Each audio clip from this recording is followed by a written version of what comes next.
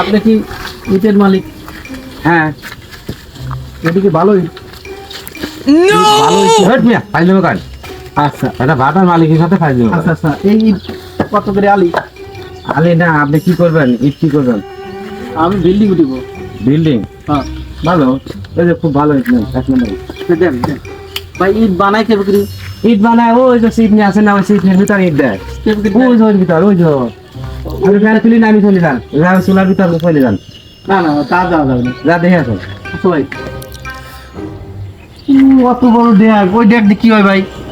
ওই ড্যাগ দিকে আপনি দেখতেছেন না চুলা কত বড় হ্যাঁ ওই ড্যাগ দিয়ে আগেকার মানুষ হলো যে চা খাইতো বুঝছেন অনেক পানি গরম করে ও, তাহলে কাপ কত বড়?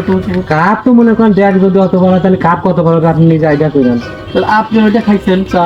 হ্যাঁ আমরা তো খাই আমরা খাওয়ার একটা চা দেন, আগে আপনার চা খাবো তারপরে ইট নেবো। তাহলে তো আপনি ওই পানি দিয়ে আপনি উজু করে আসা লাগবে ভাই পচা পানি।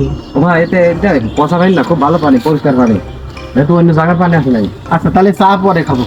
এটা হলো 12,000 টাকা এক নম্বরে বুঝছেন 12,000 টাকা দিলে 12 টাকা করি। 12,000 টাকা এই এত টাকা। 1,000 12 টাকা করি আলি দিবেন না কে তখন? ওই আলুর চুক্তি নাই আলি কি আপনি আম কিনে রয়েছেন আলু চিন্তা করছেন তাই আমি ঢাকাতে আইছি, একটু ভালো করি কোন আলি বেচলি বেচবেন, না হলে এই আধার টাধার বুঝিনি।